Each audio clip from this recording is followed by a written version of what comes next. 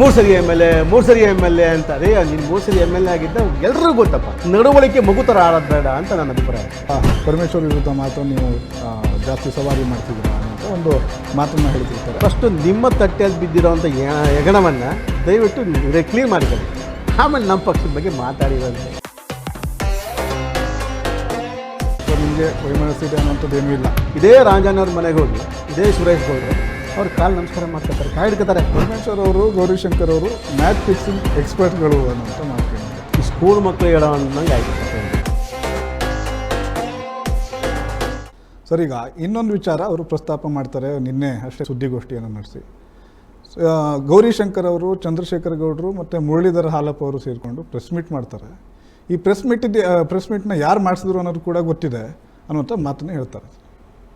ಯಾರು ಸರ್? ಈ ಸ್ಕೂಲ್ ಮಕ್ಕಳು ಹೇಳೋ ಅನ್ನಂಗೆ ಆಯ್ತು ಕತೆ ಇದು.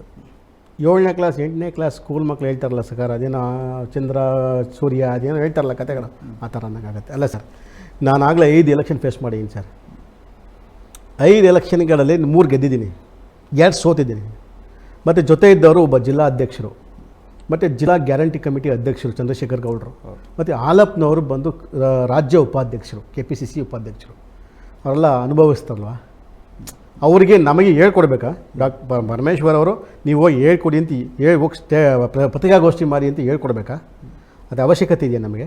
ನಮಗೆಲ್ಲ ಒಬ್ಬ ನಾಯಕರುಗಳಿಗೆ ಮತ್ತು ಯಾವಾಗಲೂ ಒಂದು ದಿವಸ ಪರವಾಗಿಲ್ಲ, ಡೈಲಿ ಕಾಂಗ್ರೆಸ್ ಸರ್ಕಾರ ಅಂತ ಬಯೋದು, ದೊಡ್ಡದು ಸರ್ಕಾರ ಅನ್ನೋಂಥದ್ದು. ಹಾಂ, ನೀವೇ ಸರಿ ಇಲ್ಲ, ಅಲ್ಲಿ ನಿಮ್ಮ ಕ್ಷೇತ್ರಕ್ಕೆ ದುಡ್ಡು ತಂದು ಕೆಲಸ ಮಾಡೋಕ್ಕಾಗಿಲ್ಲ, ಸುಳ್ಳು ಆಶ್ವಾಸನೆಗಳು ಕೊಟ್ಟಿದ್ದೀರಿ ನೀವು ಇಲ್ಲಿ. ಇದು ನಿಮ್ಮ ಕ್ಷೇತ್ರದ ಬಗ್ಗೆ ನೋಡ್ಕೊಳ್ಳೋದು ಬಿಟ್ಟು ಮಾತಾಡ್ತಾರೆ ಪರಮೇಶ್ವರ್ ದೊಡ್ಡವ್ರನ್ನ ಬೈದುಬಿಟ್ರೆ ದೊಡ್ಡವ್ರು ಹಾಕಾಯ್ತದಾ? ಅದು ಪ್ರಶ್ನೆ ಬಿಟ್ಟರೆ ನಮ್ಮಲ್ಲಿ ಯಾವುದೇ ಕಾರಣಕ್ಕೂ ನಾವು ಕೂತ್ಕೊಂಡು ಇದು ಮುಂದುವರಿಬಾರ್ದು ಅನ್ನೋ ಉದ್ದೇಶ ಇಟ್ಕೊಂಡು ನಾನು ಚಂದ್ರಶೇಖರ್ ಗೌಡರು ಮತ್ತು ನಮ್ಮ ಹಾಲಪ್ಪನವ್ರು ಕೂತ್ಕೊಂಡು ಪ್ರೆಸ್ ಮೀಟ್ ಮಾಡಿದ್ದು. ಪಾಪ ಏನು ಮಾಡೋಕ್ಕಾಗಲ್ಲ, ಹೇಳ್ತಾರೆ ಪ್ರೆಸ್ ಮೀಟ್ ಮುಂದೆ. ನಾನು ಕೇಳ್ತಿದ್ದೆ ಅದೇನೋ 3 ಸರಿ ಎಮ್ ಎಲ್ ಎ ಅಂತ. ಅದೇ ನೀನು 3 ಸರಿ ಎಮ್ ಎಲ್ ಎ ಆಗಿದ್ದ ಎಲ್ಲರಿಗೂ ಗೊತ್ತಪ್ಪ. ಅದು ಅವ್ರು ಎಮ್ ಎಲ್ ಎ ಆಗಿರೋದು ಪ್ರತಿಯೊಬ್ಬರೂ ಗೊತ್ತಿದೆ, ಇಲ್ಲ ಅನ್ನಲ್ಲ.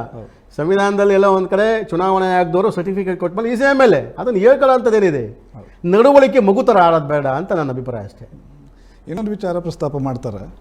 ನೀವು ಅವರಿಗೆ ಹೇಳಿರ್ತೀರ ರಾಜಣ್ಣ ವಿರುದ್ಧ ಯಾಕೆ ಮಾತಾಡ್ತಿಲ್ಲ, ಕೇವಲ ಪರಮೇಶ್ವರ್ ವಿರುದ್ಧ ಮಾತ್ರ ನೀವು ಜಾಸ್ತಿ ಸವಾರಿ ಮಾಡ್ತಿದ್ದೀರಾ ಅನ್ನುವಂಥ ಒಂದು ಮಾತನ್ನು ಹೇಳ್ತಿರ್ತಾರೆ. ಅಂದರೆ ಕಾಂಗ್ರೆಸ್ ಪಕ್ಷದಲ್ಲಿ ಎಲ್ಲವೂ ಸರಿ ಇಲ್ವಾ ಅನ್ನುವಂಥ ಒಂದು ಅನುಮಾನವನ್ನು ಅವ್ರು ಹಾಕಿರುವಂಥದ್ದು ಸುರೇಶ್ ಗೌಡ್ರು. ಇದಕ್ಕೇನು ಹೇಳ್ತೀರಾ ಸರ್? ಈಗ ಅವ್ರ ತಟ್ಟೆಯಲ್ಲಿ ಹೆಗಣ ಬಿದ್ದಾವಲ್ಲ, ಈಗ ಗಮನಿಸ್ತಾ ಇದ್ದೀವಿ. ಒಂದು 2-3 ತಿಂಗಳು ಒಳ್ಳೆಯ ಎಂಟರ್ಟೈನ್ಮೆಂಟು BJPನಲ್ಲಿ. ವಿಜಯೇಂದ್ರನ್ ಬಣ ಒಂದು ಸರ್, ಮತ್ತು ಯತ್ನಾಳ್ ಸರ್ ಅವ್ರ ಬಣ ಒಂದು, ಮತ್ತು ತಟಸ್ಥವಾಗಿರ್ತಕ್ಕಂಥ ಬಣ. ನಾನು ಸುರೇಶ್ ಗೌಡ್ರಿಗೆ ಕೇಳೋವಂಥದ್ದು ನಿಮ್ದು ಯಾವ ಬಣ? ಫಸ್ಟು ನಿಮ್ಮ ತಟ್ಟೆಯಲ್ಲಿ ಬಿದ್ದಿರೋವಂಥ ಹೆಗಣವನ್ನು ದಯವಿಟ್ಟು ಕ್ಲೀನ್ ಮಾಡಿಕೊಳ್ಳಿ, ಆಮೇಲೆ ನಮ್ಮ ಪಕ್ಷದ ಬಗ್ಗೆ ಮಾತಾಡಿರೋಂತೆ. ನಿಮ್ಗೆ ಯಾವ ರೈಟ್ಸ್ ಇದೆ? ನಾನು ಕೇಳೋದು ನಿಮ್ಮ ಪಕ್ಷದಲ್ಲಿ 100 ತೂತಿದ್ದಾವಪ್ಪ, ಅದನ್ನು ಸರಿಪಡಿಸ್ಕೊಂಡು ಆಮೇಲೆ ಮಾತಾಡೋದು, ಅದಕ್ಕೆ ಪ್ರಶ್ನೆಗೆ ಉತ್ತರ ಕೊಡ್ಬೋದು. ನಮ್ಮಲ್ಲಿ ಯಾವ ಬಣಗಳಿಲ್ಲ, ನಮ್ಮಲ್ಲಿ ಒಂದೇ ಕುಟುಂಬ, ಕಾಂಗ್ರೆಸ್ ಕುಟುಂಬ ನಮ್ಮ ಜಿಲ್ಲೆಯಲ್ಲಿ. ನಾನು ಹೇಳಿರೋವಂಥದ್ದು ರಾಜಣ್ಣ ಅವ್ರ ವಿರುದ್ಧ ನೀನು ಯಾಕೆ ಮಾತಾಡಲ್ಲ ಅಂತ ಅಂದರೆ, ಅವರ ಆಶೀರ್ವಾದ ಇಲ್ಲದೆ ಹೋಗಿದ್ದರೆ 2013 ಎಮ್ ಎಲ್ ಎ ಆಗ್ತಿರಲಿಲ್ಲ ಅಂದಮೇಲೆ ಅಂತ. ಅವ್ರು ಕೈಕಾಲು ಹಿಡ್ಕೊಂಡು ಹೋಗಿ ರಾಜಣ್ಣ ಅವರೆಲ್ಲ ಒಂದು ಕಡೆ ನಿನಗೆ ಆಶೀರ್ವಾದ ಮಾಡದೆ ಹೋಗಿದ್ರೆ ಎಮ್ ಎಲ್ ಎ ಆಗ್ತಿರಲಿಲ್ಲ. 2023 ಎಲೆಕ್ಷನಲ್ಲ, 13 ಅಷ್ಟೇ, ಪ್ಲಸ್ 2023 2018 ಅವ್ರ ಆಶೀರ್ವಾದ ಅವ್ರಿಗೆ ಸಿಗಲಿಲ್ಲ, ಸೋತರು. 2023 ಇದೇ ರಾಜಣ್ಣವ್ರ ಮನೆಗೆ ಹೋಗಿ ಇದೇ ಸುರೇಶ್ ಗೌಡರು ಅವ್ರು ಕಾಲು ನಮಸ್ಕಾರ ಮಾಡ್ಕೊತಾರೆ, ಕಾಯಿ ಹಿಡ್ಕೊತಾರೆ. ದಯವಿಟ್ಟು ಏನೋ ಮಾಡಿ ಆಶೀರ್ವಾದ ಮಾಡಬೇಕು, ಸಹಕಾರ ಕೊಡಲೇಬೇಕು, ನನ್ನ ಪ್ರೆಸ್ಟೀಜ್ ಕ್ವಶನ್, ಮರ್ಯಾದೆ ಪ್ರಶ್ನೆ, ಕೊನೆ ಚುನಾವಣೆ ಹಿಂಗೆ ಅಂತೇಳಿ ಅವ್ರು ಪಾಪ ಅಯ್ಯೋ ಅಂತ ಅಂದ್ಬಿಟ್ಟು ಸುರೇಶ್ ಗೌಡನಿಗೆಲ್ಲ ಒಂದು ಕಡೆ ಅವರೇ ನನಗೆ ಮಾಹಿತಿ ಕೊಟ್ಟಿದ್ರು, ರಾಜಣ್ಣ ಅವರೇ ನನಗೆ ಮಾಹಿತಿ ಕೊಟ್ಟರು, ಸಪೋರ್ಟ್ ಮಾಡೋರು. ಅವರ ಆಶೀರ್ವಾದದಿಂದ ಅವ್ರ ಸಪೋರ್ಟಿಂದ ನೀವು ಎಮ್ ಎಲ್ ಎ ನನ್ನ ಮೇಲೆ ಆಗಿದ್ದೀರಿ. ಅದನ್ನು ನೀವು ಯಾವುದೇ ಕಾರಣಕ್ಕೂ ಈ ಒಂದು ಇದನ್ನು ಇಟ್ಕೊಂಡು ಸಬ್ಜೆಕ್ಟ್ ಇಟ್ಕೊಂಡು ಅವ್ರ ಬಗ್ಗೆ ನೀವು ಮಾತಾಡೋಕ್ಕೆ ಧೈರ್ಯ ನಿಮಗಿಲ್ಲ ಅನ್ನೋಂಥದ್ದನ್ನ ನಾನು ಹೇಳಿದ್ದೀನಿ ಬಿಟ್ಟರೆ ವಿನ ಬೇರೆ ಯಾವ ಉದ್ದೇಶಗಳಿಲ್ಲ.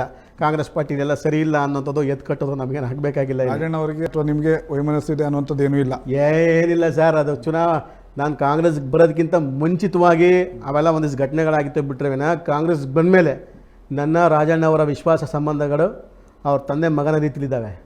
ಮತ್ತು ಪರಮೇಶ್ವರ್ ಸಾಹೇಬರ ಸಂಬಂಧಗಳು ತಂದೆ ಮಗನ ಸಂಬಂಧದಲ್ಲಿ ಆ ಸಂಬಂಧಗಳು ನಡ್ಕೊಂಡು ಹೋಗ್ತಾ ಇದ್ದಾವೆ. ಒಂದು ಕಾಂಗ್ರೆಸ್ ಫ್ಯಾಮಿಲಿ ರೀತಿಯಲ್ಲಿ ನಾವು ಕೆಲಸ ಮಾಡ್ಕೊಂಡು ಹೋಗ್ತಾ ಇದ್ದೀವಿ. ನಮ್ಮಲ್ಲಿ ಯಾವ ಭಿನ್ನಾಭಿಪ್ರಾಯಗಳಿಲ್ಲ. ನಮ್ಮ ನಾಯಕರವರು ಜಿಲ್ಲೆಯಲ್ಲಿ ರಾಜಣ್ಣರೊಬ್ಬರು ಮತ್ತು ಪರಮೇಶ್ವರ್ ಸಾಹೇಬರು ಇಬ್ಬರು ನಾಯಕರವರೇ, ಸೀನಿಯರ್ ಎಮ್ ಎಲ್ ಎಗಳಿದ್ದಾರೆ. ಅವ್ರ ನಾಯಕತ್ವ ನಾವು ಚುನಾವಣೆಗಳ ಇನ್ನೊಂದು ಮತ್ತೊಂದು ಸಂಘಟನೆನೋ ಮಾಡ್ಕೊಂಡು ಹೋಗ್ತಾ ಇದ್ದೀವಿ. ನಮ್ಮಲ್ಲಿ ಯಾವ ಭಿನ್ನಾಭಿಪ್ರಾಯಗಳಿಲ್ಲ ನಮ್ಮ ಜಿಲ್ಲೆಯಲ್ಲಿ. ಪರಮೇಶ್ವರ್ ಅವರು ನಿಮ್ಮನ್ನು, ಹಾಲಪ್ಪ ಅವ್ರನ್ನ, ಚಂದ್ರಶೇಖರ್ ಗೌಡ ಅವ್ರನ್ನ ಬಿಟ್ಟು ರಾಜಣ್ಣವ್ರ ಬಗ್ಗೆನೂ ಮಾತಾಡಿ ಅಂಥೇಳಿ ಎತ್ಕೊಟ್ಟಂಗಿದೆ ಅನ್ನುವಂಥದ್ದು ಅವರ ಮಾತು. ಪಾಪ ಇದುವರೆಗೂ ಪರಮೇಶ್ವರ್ ಸಾಹೇಬ್ರು ಅವ್ರ ಮನೆಗೆ ಹೋದಾಗ ರಾಜಣ್ಣವ್ರ ಬಗ್ಗೆ ಮಾತಾಡೋದೇ ಇಲ್ಲ. ರಾಜಣ್ಣವ್ರ ಮನೆಗೆ ಹೋದಾಗ ಅವ್ರು ಪರಮೇಶ್ವರ್ ಅವ್ರ ಬಗ್ಗೆ ಯಾವತ್ತೂ ಮಾತಾಡೋದೇ ಇಲ್ಲ. ನಾವು ಬಂದಿದ್ದ ಕೆಲಸ ಕಾರ್ಯದ ಬಗ್ಗೆ ಏನು ಅಂತ ಕೇಳ್ತಾರೆ ಬಿಟ್ಟರೆ ವಿನಃ ಇದುವರೆಗೂ ಅವರು ಇವರು ಅನ್ನೋ ಭಾವನೆ ಇಲ್ಲ. ನಾವು ಹೇಳಿದ್ನಲ್ಲ, ನಮ್ಮ ಜಿಲ್ಲೆಯಲ್ಲಿ ಕಾಂಗ್ರೆಸ್ ಕುಟುಂಬ ನಮ್ಮದಷ್ಟೇ. ಪರಮೇಶ್ವರ್ ಅವರು, ಗೌರಿಶಂಕರ್ ಅವರು ಮ್ಯಾಚ್ ಫಿಕ್ಸಿಂಗ್ ಎಕ್ಸ್ಪರ್ಟ್ಗಳು ಅನ್ನುವಂಥ ಮಾತುಗಳನ್ನ ಹೇಳ್ತಾರೆ ಸರ್. ಅವರು ಮೊದಲಿಂದ ನಮ್ಮ ಗುರುಗಳು, ನಮ್ಮ ತಂದೆ ಸ್ನೇಹಿತರುಗಳು, ಅಣ್ಣ ತಮ್ಮದಿರಿದ್ದಂಗೆ. ಒಂದು ಸರಿ ವಿಧಾನಸಭೆಯಲ್ಲೇ ಕೂಡ ನಮ್ಮ ತಂದೆ ವಿರೋಧ ಪಕ್ಷದಲ್ಲಿ ಶಾಸಕರಾಗಿದ್ದರು. ಪರಮೇಶ್ವರ್ ಸಾಹೇಬರು ಕೂಡ ಕಾಂಗ್ರೆಸ್ಸಲ್ಲಿ MLA ಆಗಿದ್ದರು. ಆದರೆ ಸರ್ಕಾರ ಇತ್ತು ಅಂತ ಕಾಣಿಸ್ತದೆ ಅವಾಗ ಕಾಂಗ್ರೆಸ್ ಸರ್ಕಾರ. ಓಪನ್ ಆಗಿ ನಮ್ಮ ತಂದೆಯವರು ಹೇಳ್ತಾರೆ, ಒಬ್ಬ JDS ಅಲ್ಲಿ MLA ಆಗಿದ್ದಂಥ ನಮ್ಮ ಚನಿಗಪ್ಪನವ್ರು ಹೇಳ್ತಾರೆ ಪರಮೇಶ್ವರ್ ಸಾಹೇಬ್ರ ಬಗ್ಗೆ. ಯಾಕೆ ಅಂದರೆ ಇಡೀ ಮಂತ್ರಿಮಂಡಲದಲ್ಲಿ ಒಬ್ಬ ಉನ್ನತವಾದಂಥ ನಾನ್ ಕರಪ್ಟಿವ್ ಮಂತ್ರಿ ಇದ್ದರೆ ಅದು ಪರಮೇಶ್ವರ್ ಸಾಹೇಬರು ಅನ್ನೋಂಥ ಮಾತುಗಳನ್ನ ನಮ್ಮಪ್ಪ ವಿಧಾನಸಭೆಯಲ್ಲಿ ಹೇಳ್ತಾರೆ, ನಮ್ಮ ತಂದೆ ಆಗಿನ ಕಾಲದಲ್ಲಿ. ಅದು ಎಲ್ಲ ಒಂದು ಕಡೆ ಅವ್ರ ವಿಶ್ವಾಸನ ಬೆಳೀಲಿಕ್ಕೆ ದೊಡ್ಡ ಮಟ್ಟಕ್ಕೆ ಇಷ್ಟು ವಿಶ್ವಾಸ ಇಟ್ಟವ್ರಲ್ಲ ನನ್ನ ಮೇಲೆ ಅನ್ನೋಂಥದ್ದು ಅವ್ರ ಅಣ್ಣ ತಮ್ಮನ ತನಿಖೆ ಮನೆಯಿಂದ ಕೂಡ ಬಂದೈತೆ. ನಮ್ಮ ಅವರ ಪರಮೇಶ್ವರ ಅವರ ಈಗಲ್ಲ ವಿಶ್ವಾಸ, ಸುಮಾರು 25-30 ವರ್ಷಗಳಿಂದ 30 ವರ್ಷದಿಂದ ವಿಶ್ವಾಸ ಇದೆ. ಆ ವಿಶ್ವಾಸ ಬೆಳೆಸ್ಕೊಂಡು ಹೋಗ್ತದೆ ಬಿಟ್ಟರೆ ಅಂದರೆ ರಾಜಕಾರಣಕ್ಕೆ ಬಂದಿಲ್ಲ. ಅವ್ರ ಪಕ್ಷ ಅವ್ರದ್ದೇ, ನಮ್ಮ ಪಕ್ಷ ನಮ್ಮದೇ. ಬಟ್ ವಿಶ್ವಾಸ ಸಂಬಂಧಗಳು ಬಂದಾಗ ಅಣ್ಣ ತಮ್ಮ ಅನ್ನೋ ಭಾವನೆಗಳು ಮದಿಂದ ಕೂಡ ಇಟ್ಕೊಂಬಂದಿದ್ದೀವಿ. ಗೊತ್ತಿರಲಿ, ಅವತ್ತು ವಿರೋಧ ಪಕ್ಷದಲ್ಲಿದ್ದಾಗಲೇ ಹೊಗಳಿದ್ದು. ಯಾಕಂದರೆ ಅವರ ಗುಣ ನೋಡಿ, ಪರಮೇಶ್ವರ್ ಅವರ ಗುಣ ನೋಡಿ, ಅವರ ವ್ಯಕ್ತಿತ್ವ ನೋಡಿ. ಸೊ ಹಾಗಾಗಿ ಅದನ್ನ ಹೊಗಳೋಂಥ ಕೆಲಸ ಮಾಡೋದು ಬಿಟ್ಟರೆ ವಿನಃ ಯಾವುದೋ ರಾಜಕೀಯ ಉದ್ದೇಶ ಅಲ್ಲಿ ಇರಲಿಲ್ಲ.